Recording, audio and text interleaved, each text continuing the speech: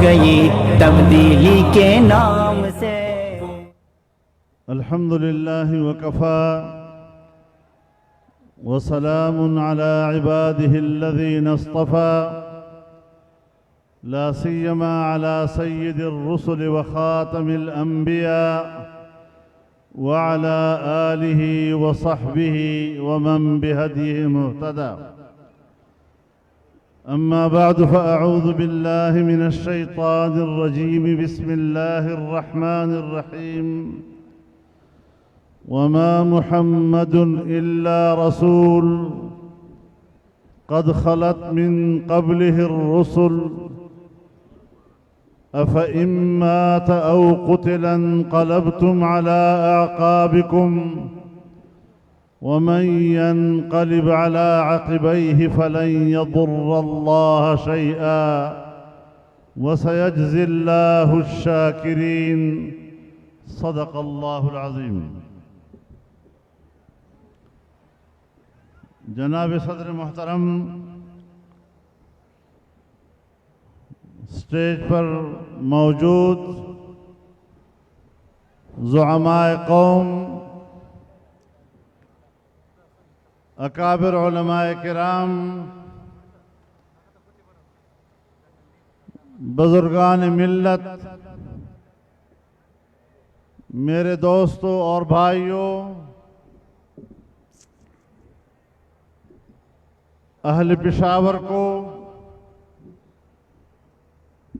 और खैबर पख्तूनख्वा के मुजाहिदों को इस कामयाब कॉन्फ्रेंस के इनेकाद पर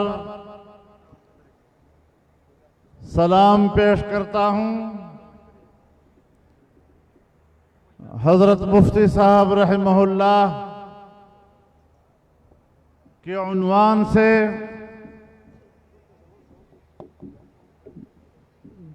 ये अज़ीमुश्शान इज्तिमा दर हकीकत अपने अकाबिर व असलाफ और उनकी तारीख को जिंदा जावेद रखने का अंदाज है।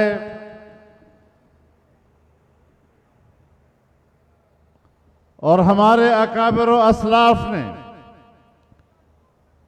राह हक में जो कुर्बानियाँ दी हैं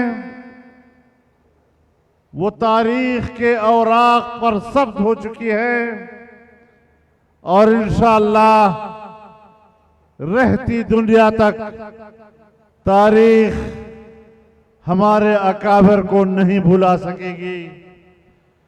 तारीख हजरत मुफ्ती साहब और इस खित्ते में उनके किरदार को नहीं भुला सकेगी। और इंशाअल्लाह आज जो उनके पैरोकारान यहाँ इस मैदान में पेशावर में जमा हैं, इंशाअल्लाह यही पैरोकार, यही सरफरोश इस वतन अजीज में इस्लाम का अजीमुशान इनकलाब बर्पा करेंगे। मेरे मोहतरम दोस्तों,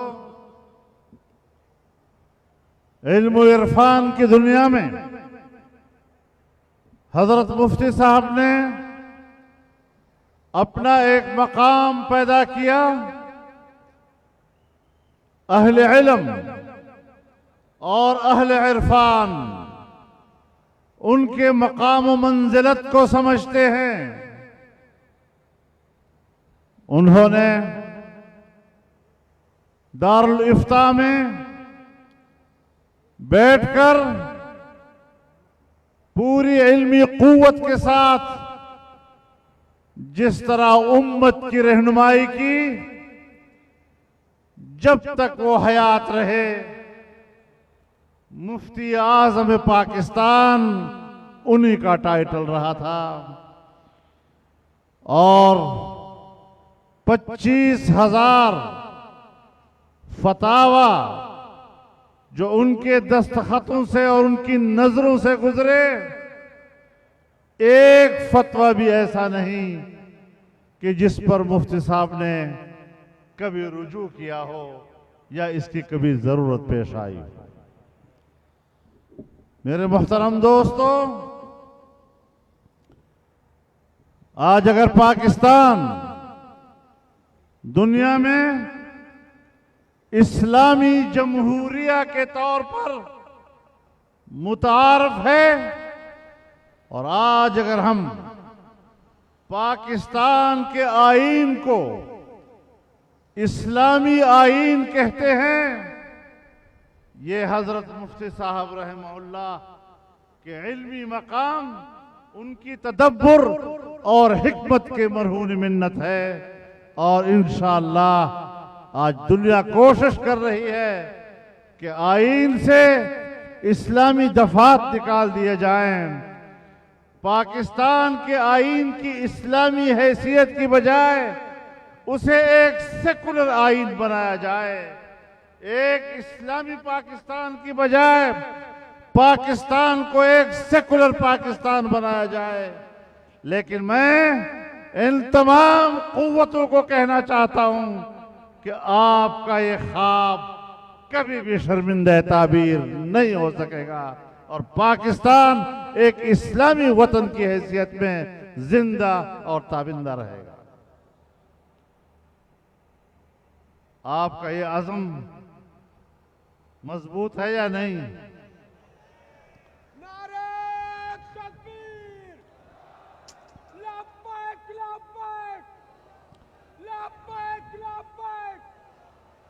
मेरे मोहतरम दोस्तों, आज करारदाद मकासद पाकिस्तान के आईन का हिस्सा है, और जिसमें अल्लाह रब्बुल आलमीन की हाकिमियत को तस्लीम किया गया है। हमारे आईन में ये बात तय कर ली गई है कि इस्लाम पाकिस्तान का ममलकती निज़ाम होगा। हमारे आईन में ये बात तय कर ली गई है कि तमाम कवानीन कुरान और सुन्नत के मुताबिक बनेंगे। हमारे आईन में ये बात तय हो चुकी है कि कुरान और सुन्नत के मुनाफी कोई कानून नहीं बनेगा।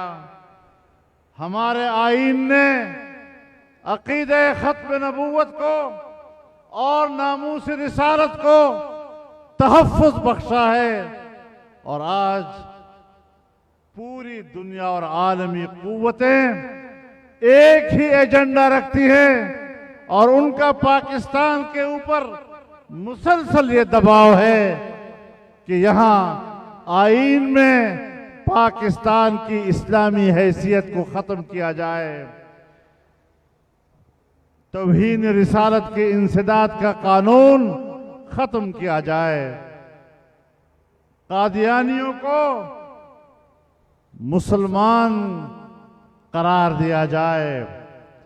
लेकिन मैं अमेरिका से लेकर यूरोपीय यूनियन और पूरे आलम कुफ्र को बताना चाहता हूं कि जब तक पाकिस्तान की सरजमीन पर इस्लाम के ये सरफरोश मौजूद हैं, तुम कुछ भी कर लो, तुम्हारा अंजाम पाकिस्तान की सरजमीन पर भी वही होगा जो तुम्हारा अंजाम अफगानिस्तान में हुआ है।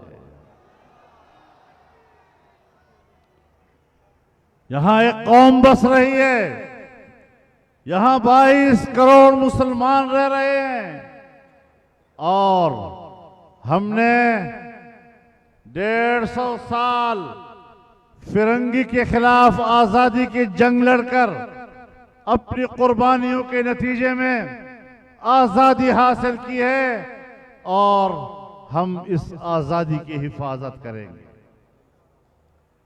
हम न एस्टेब्लिशमेंट को ये इजाजत दे सकते हैं कि वो पाकिस्तान के 22 करोड़ अवाम के अकीदे और ईमान के साथ मजाक करें। नहीं, मौजूदा हुक्मरानों की तरह यहूद के एजेंट को इस बात की इजाजत दे सकते हैं कि तुम पाकिस्तान के अंदर बैरूनी एजेंडे के तहत इसकी इस्लामी शनाख्त को खत्म करो। तुम किस नजरिए से आए थे, तुम किस एजेंडे से आए थे, उसे हमने सबसे पहले तश्तज़बाम किया था। तुम कभी रियासत मदीना का नाम लेकर अपने ऊपर पर्दा डालते हो, आजकल रहमतुल्लिल आलमीन के नाम से अपने ऊपर पर्दे डाल रहे हैं। तुम इतने नंगे हो चुके हो कि अब तुम्हें ये पर्दे कोई काम नहीं देंगे।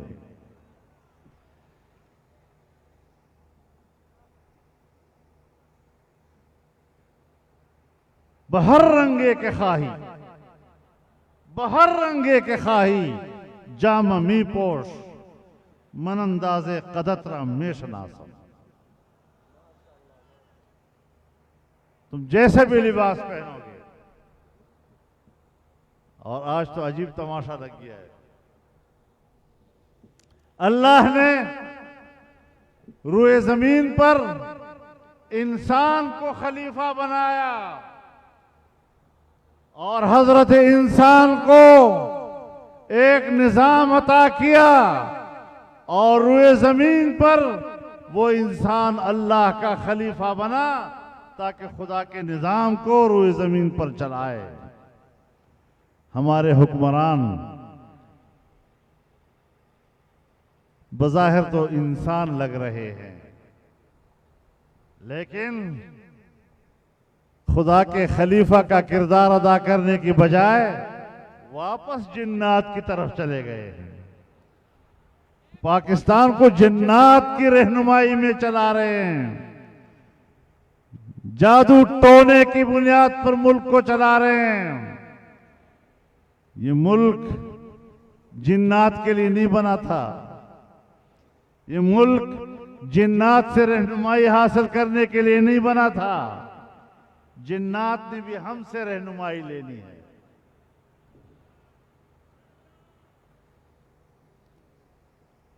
कहां पहुंच गए हैं ये लोग?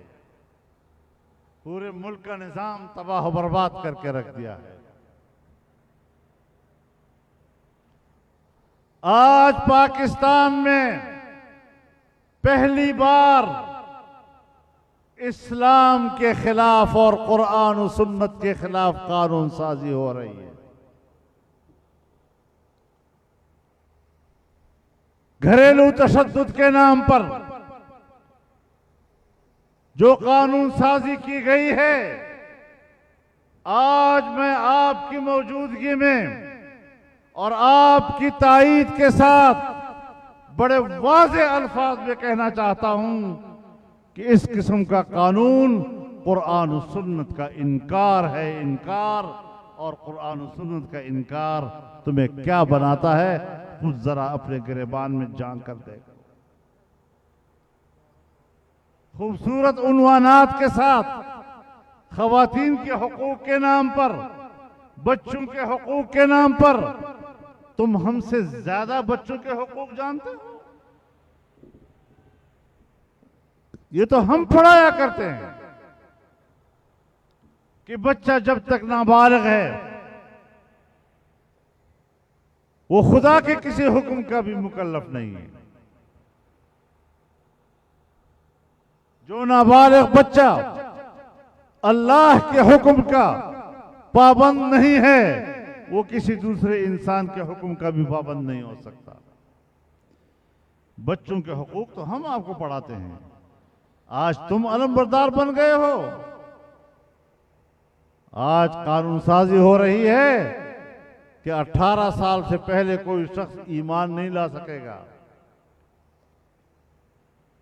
तो मैंने कहा यह कानून साजी सिंध में हुई है, जहां आसिफ अली रहता है, जहां उसका वालिद हाकिम अली रहता था, जहां इमदाद अली रहता है, जहां कायम अली रहता है। ये सारे अली अली अली अली जमा होकर मैं उनको बताना चाहता हूं कि हजरत अली का नाम लेने वालों, वो तो खुद 10 साल की उम्र में ईमान लाए थे। यानी इसका माना यह है कि तुम्हारी नजर में रसूलुल्लाह सल्लल्लाहु अलैहि वसल्लम की दावत पर हजरत अली का 10 साल में ईमान लाना ये जुर्म था। तुम्हें कोई एहसास नहीं है जिसके नाम पर तुम लुक़्मे कमा रहे हो।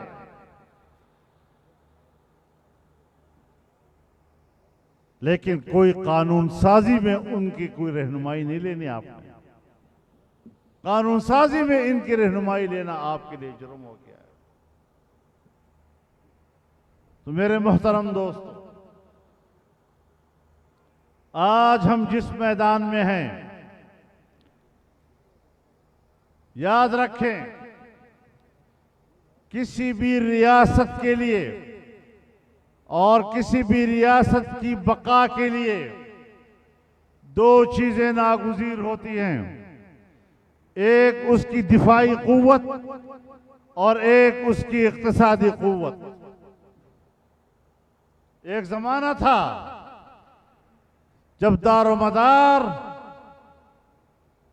दिफाई कुव्वत पर हुआ करता था, लेकिन आज जमानों की तब्दीली के साथ रियासतों के बका का दारोमदार अब माशी कुव्वत पर हो गया है।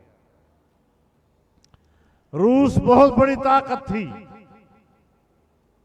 लेकिन अफगानिस्तान में जंग लड़ते हुए वो माशी इन्हितात का शिकार हुआ और शिकस्त तस्लीम करके चला गया।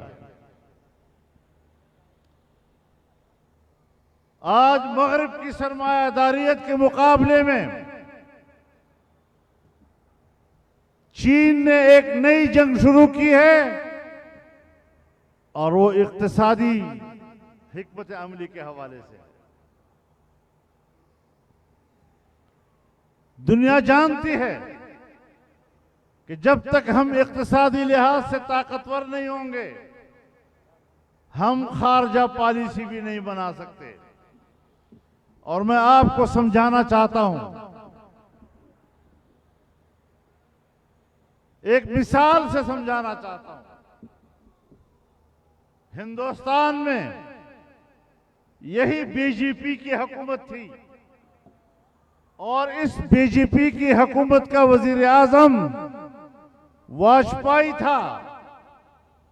वो बस में पाकिस्तान आया, लाहौर के मीनार पाकिस्तान पर खड़ा हुआ और कहा मैं पाकिस्तान को दिल से तस्लीम करता हूं। क्यों कहा? कि पाकिस्तान उस वक्त इक्तिसादी लिहाज से ताकतवर था और हिंदुस्तान पाकिस्तान के साथ तिजारत करना चाहता था। वो झुक के आया आपके पास। आज भी वहां बीजेपी की हुकूमत है, लेकिन मोदी सरकार जो इस वक्त बीजेपी की हुकूमत की क़यादत कर रहा है, उसका रवैया पाकिस्तान के साथ क्या है? वो कहां खड़े हैं और हम कहां खड़े हैं? आज उसने कश्मीर हमसे छीन लिया है और मैंने पार्लियामेंट में कहा था उस वक्त, अपनी ही इत्तेहादी से इख्तलाफ करते हुए, कि जिस अंदाज के साथ आप कबायली एजेंसियों का और फाटा का पाकिस्तान के आईन के आर्टिकल 247 के तहत खुसूसी हैसियत हासिल थी, हमने इस दफे को खत्म कर दिया। हिंदुस्तान में हिंदुस्तान के आईन के आर्टिकल 370 के तहत कश्मीर को खुसूसी हैसियत हासिल थी, उन्होंने 370 को खत्म कर दिया।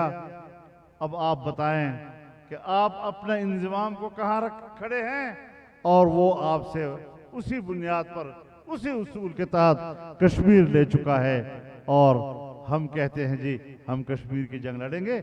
आपने तो कश्मीर को बेचा है, आपने तो कश्मीर उनके हवाले किया है। और जब कश्मीर के इलेक्शन हो रहे थे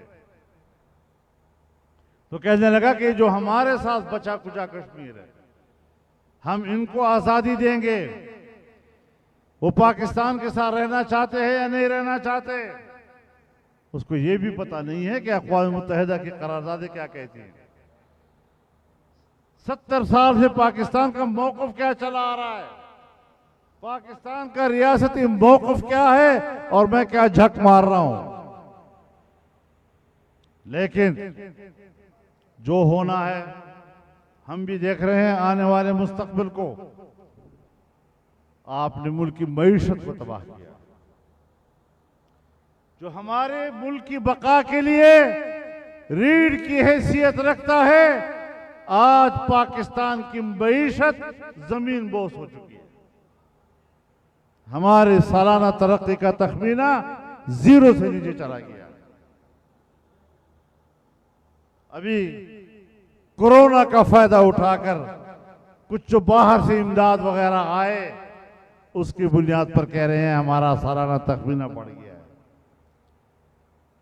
बाहर की मदद पे है। आज तुम्हारे ज़र मुबादला के ज़खायर 100% कर्जों के पैसे के पर खड़े हैं। 100% पैसे के ऊपर, कर्जे के ऊपर कहां खड़े हैं हम लोग? आप बताएं।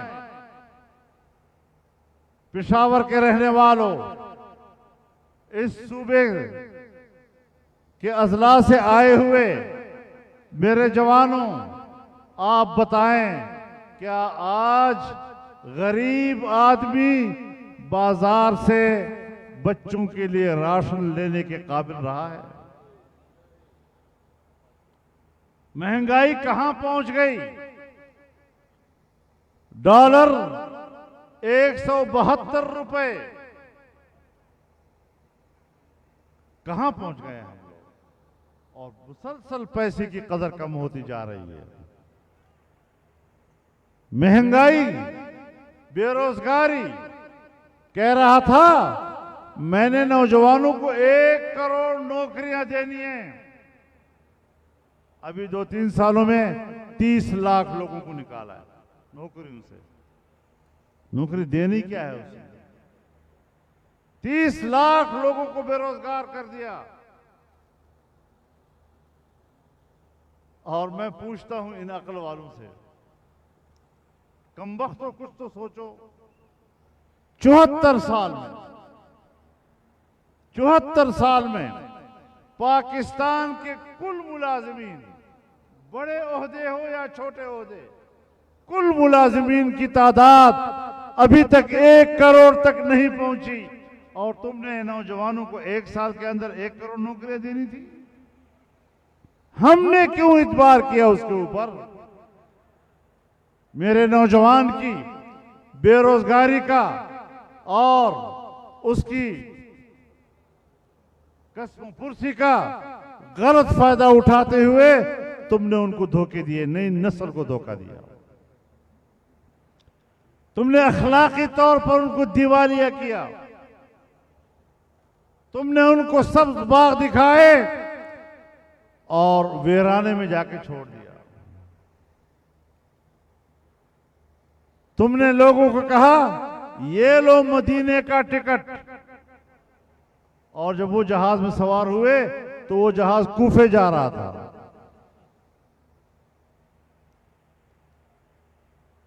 तुमने अपनी मंजिल मदीने के बजाय कूफे को रखा है। कौम के साथ इतना बड़ा ब्लंडर तारीख में नहीं हो सकता।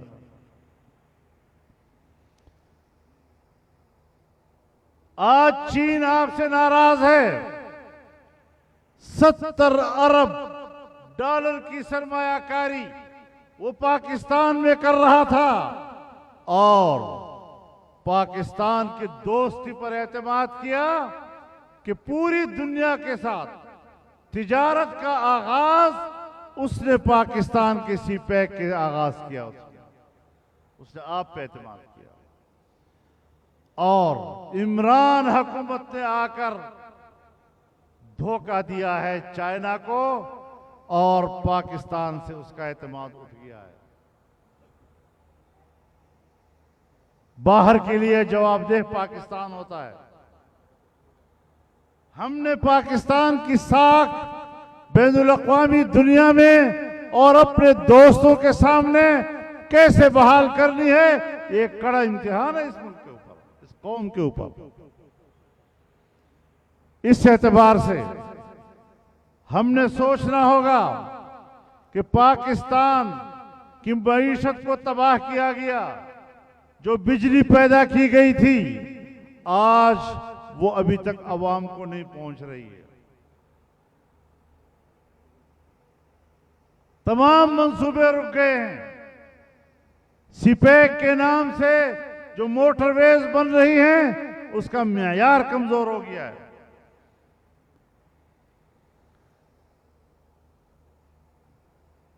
अफगानिस्तान की यह सूरत हाल है। मैं हैरान इस बात पर हूं कि खुद अमेरिका ने अमारत इस्लामिया के साथ 1 साल या 2 साल के तवील मुज़ाकरात के नतीजे में बाकायदा मुआहिदा किया है। दस्तखत हुए हैं दोनों के दरमियान, और अमेरिका ने उस मुआहिदे के तहत अमारत इस्लामिया का लफ्ज कबूल किया है। आज जब अफगानिस्तान में अमारत इस्लामिया की हुकूमत कायम हुई, तो अमेरिका शर्त पेश करता है कि पहले इंसानी हुकूक का तहफ़्फ़ुज़ करो, फिर ख़वातीन की तालीम की बात करता है। भाई जरा तालिबान को मुस्तहकम तो होने दो। सबसे पहले तो अफगानिस्तान में इस्तिक़लाल की ज़रूरत है, अमन के इस्तेहकाम की ज़रूरत है, फिर सियासी इस्तेहकाम की ज़रूरत है। उनको कई मराहिल से गुजरना होगा। अभी वो इब्तिदाई मराहिल में हैं और आप शराइत पेश कर रहे हैं। ये दुनिया के मुआहिदात में किसी मुल्क की इंतहाई यानी अखलाकी लिहाज से इसका कोई जवाब नहीं। आप मशवरा तो दे सकते हैं, लेकिन शर्त देना, इसका कोई जवाब नहीं। कतर की हुकूमत की निगरानी में और मौजूदगी में वो मुआहिदा हुआ, बजाय इसके कि अमेरिका सबसे पहले इसको तस्लीम करे। वो दुनिया से कह रहा है नहीं, अभी हमें जरा देखना है वहां इंसान के हुकूक महफूज है या नहीं। सवाल यह है कि आपने 20 साल अफगानिस्तान पर बमबारी की, एटम बम से नीचे जो सख्त तरीन बम मौजूद थे, आपने वो इस्तेमाल किए। आपने लाखों अफगानों का खून किया है। क्या तुम इंसानी हुकूक के मुजरिम नहीं हो? क्या तुम इंसानियत के सामने और इंसानी मुआशरे के सामने अफगानिस्तान के अंदर इंसानी कत्ल के मुजरिम बनकर जवाबदेह नहीं हो? क्या जुल्म है दुनिया के अंदर। और पाकिस्तान बैठा हुआ है, इंतजार कर रहा है आका का हुक्म आएगा, आका की इजाजत मिलेगी तो तब ये तस्लीम करेंगे। समझ में बात नहीं आ रहा। ऐसे बेतुके फलसफे आज तक मैंने किसी से नहीं सुने जिस तरह के आज के हुक्मरान फलसफे सुना रहे हैं। ईरान आपका पड़ोसी, लेकिन हिंदुस्तान की तराजू में बैठा हुआ है। पाकिस्तान के खिलाफ अमेरिका आज इंडिया को ताकतवर बना रहा है। वो चाइना को कमजोर करना चाहता है ताकि माशी जंग में माशी पलड़ा एशिया का भारी ना हो सके। खारजा पॉलिसी का ये आलम है। कहता है कि अमेरिका का सदर मुझे टेलीफोन नहीं करता और हिंदुस्तान का वज़ीर-ए-आज़म मेरा फोन नहीं उठाता। अब आप खुद अंदाजा लगाएं। ये सरदार जरा बैठ जाए, सरदार सारे काम खराब करते हैं, आराम से बैठ जाओ।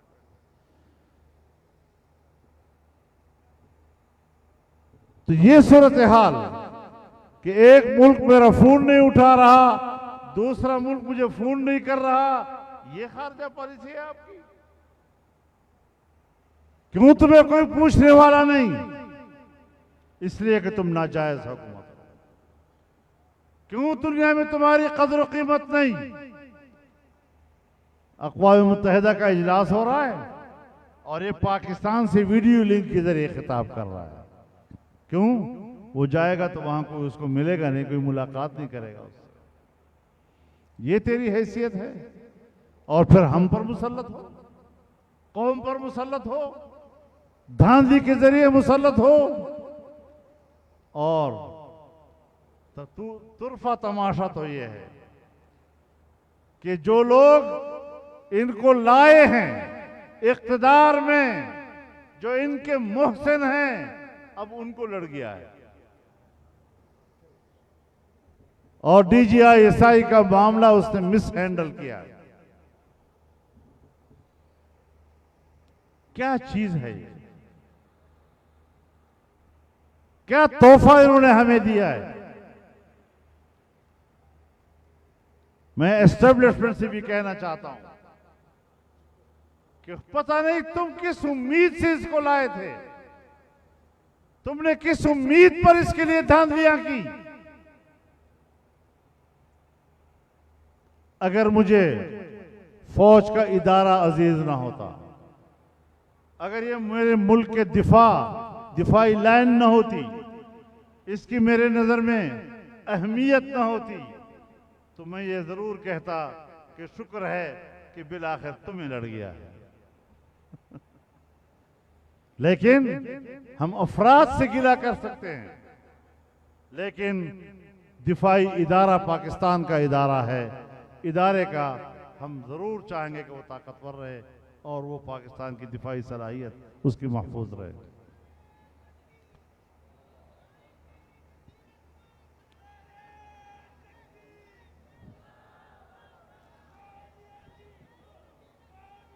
तो मेरे मोहतरम दोस्तों, आज वो मदारिस का भी खात्मा करना चाहते हैं। एक तो फाटा को बर्बाद कर दिया, अब समझ में नहीं आ रही कि फाटा है क्या।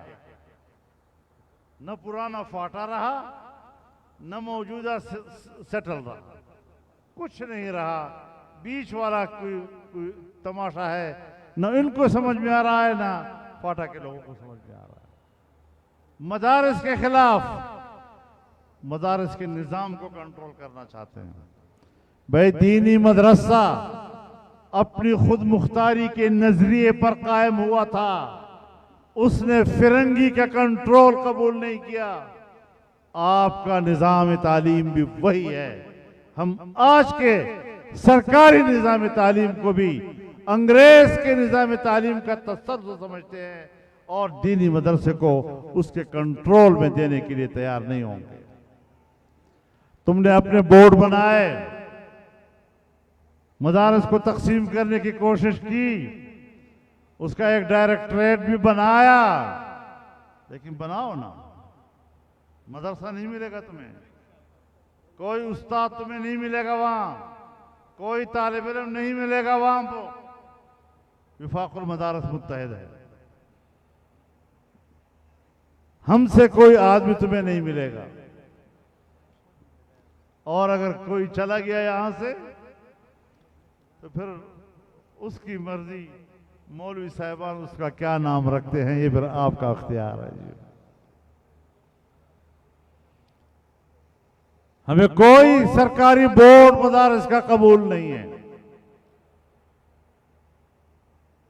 इस हवाले से जो इक़दामात हो रहे हैं, हम मुल्क पे पुरअमन रहना चाहते हैं, लेकिन पुरअमन रहने का माना ये नहीं कि हम किसी का गुलाम बनकर रहना चाहते हैं। हम गुलाम नहीं रहेंगे। हमने गुलामी के खिलाफ जंग लड़ी है। आज जिसके नाम से इस जलसे को हमने मुनक़द किया है, हम अहद कर रहे हैं यहाँ पर कि हमने किसी की गुलामी कबूल नहीं करनी। और अज़म कर लो, तजदीद अहद कर लो कि हम गुलामी कबूल नहीं करेंगे।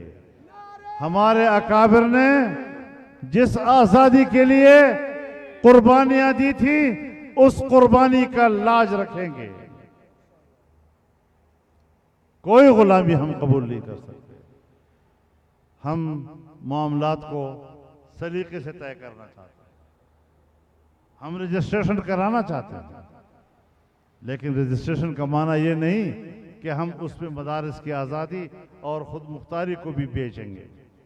ऐसा नहीं होगा।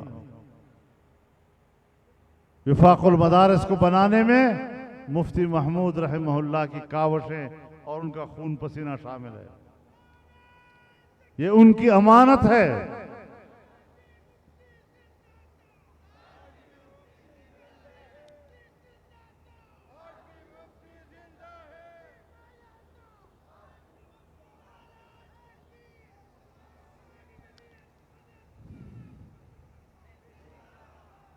तो इंशाअल्लाहुल अज़ीज़ हमने ही इस मुल्क को इंशाअल्लाह अल्लाह के फजल करम से ठीक करना है।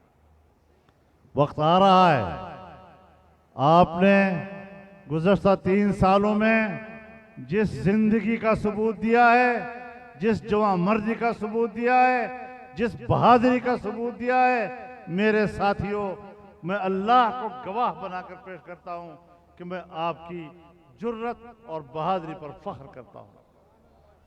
कायद तेरी जुर्रत को, कायद तेरी जुर्रत को। हम अपनी सफों में वहदत पैदा करेंगे। अगर इन्होंने कोशिश की जमीयत को तोड़ने की तो इंशाअल्लाह मायूसी होगी।